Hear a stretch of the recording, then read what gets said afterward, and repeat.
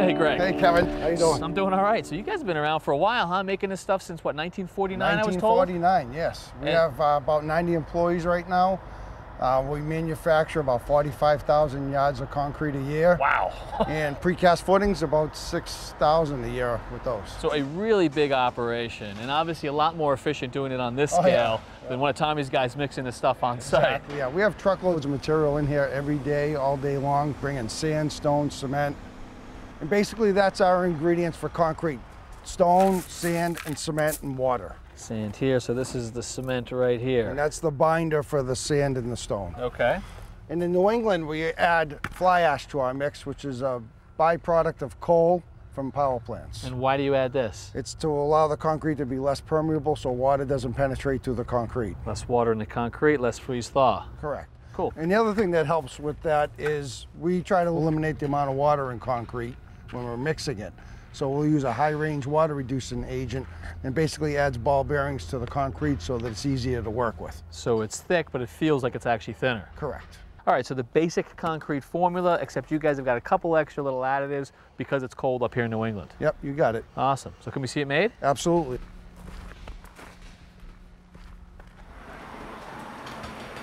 So what's going on up here? Well, this is the first step of the process where the material comes into the building. Sand and stone come into the silo. It's 150 tons of material. The gates actually open and fill up this bin. This bin is actually a scale that's controlled by the computer downstairs. This is our batch controller. We saw the first step of the process, which is the weighing up of the sand and the stone. Right. The next step would be weighing up cement and fly ash, water, and then our admixture. So this is making sort of the secret recipe right here. Correct. It's a very accurate computer system. Boy, a lot more accurate than a guy with a shovel and a wheelbarrow on a job site, right? It certainly is. And this is where all the ingredients combine together into another bin. Inside that bin, there's an auger that mixes everything together. When it's ready, it'll dump into the flying bucket. And then the flying bucket will transport off to the forms.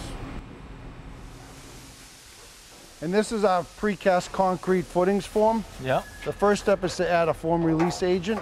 You don't want the concrete to stick, obviously. Correct. And then the next step is to take this rebar, which is attached to a threaded insert. Yeah. And on the back side, we would put this eye bolt threaded into the end of it. And this eye bolt will, in the future, will be used to lift up the footing and set it into place.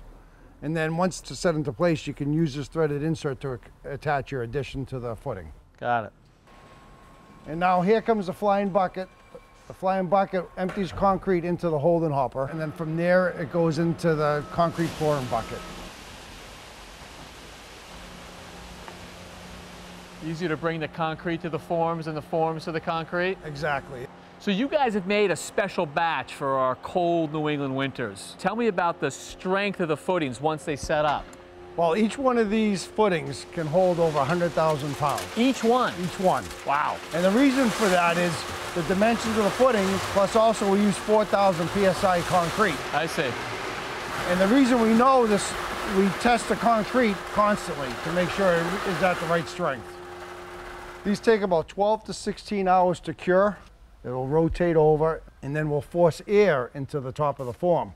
And what that'll do will cause the footings to drop down to the pallet. Nice. And then the product is ready to ship to your yard. All right. Well, I know we are anxious to get them, so we appreciate all your help.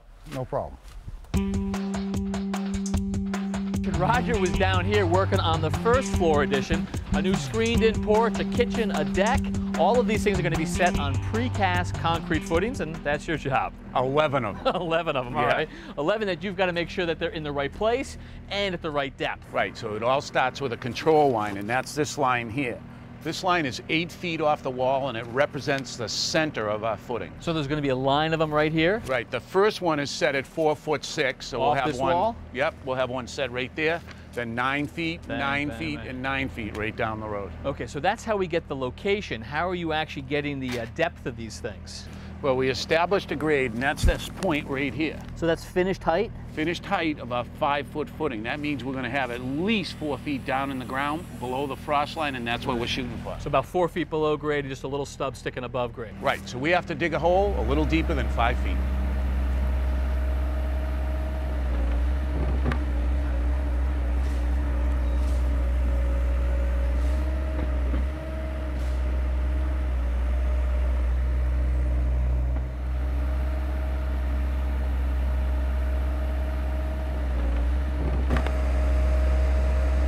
can see that he's just making quick work of a big hole. Now we need the oversized hole because we need room to work around with those footings. Yeah, easy to dig an oversized hole with a machine like this. That's for sure.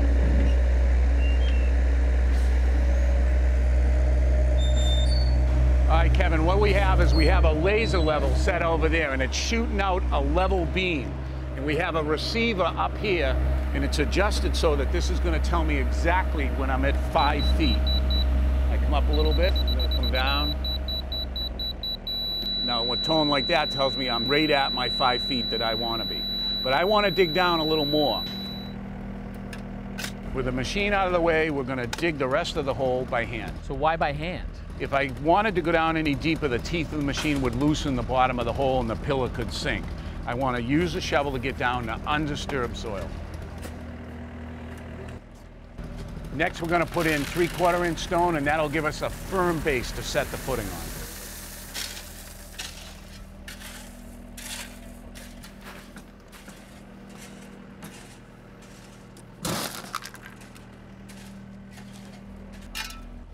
Next, we're going to use this jumping compactor to lock the stone in place.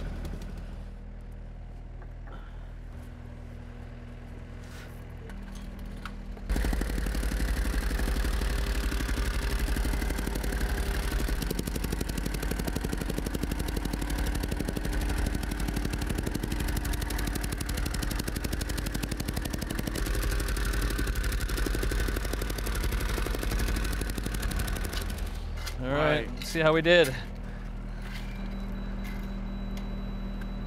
Right there is good. That's it, huh? You Yep. like that? We're ready to set a footing. Nice.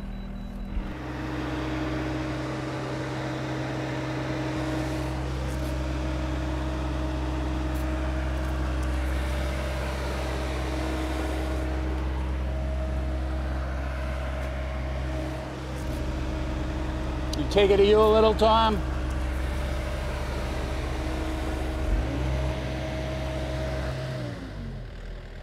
Woo!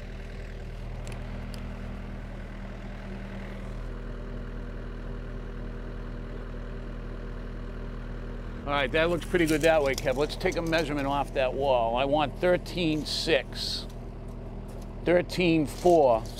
Tom, we need to go a little to you. Okay. All right, now we got to take the shackle off, level it. We're good to go. All right, got to go back a little bit that way. That way's pretty good. Perfect there. 1 down, 10 to go.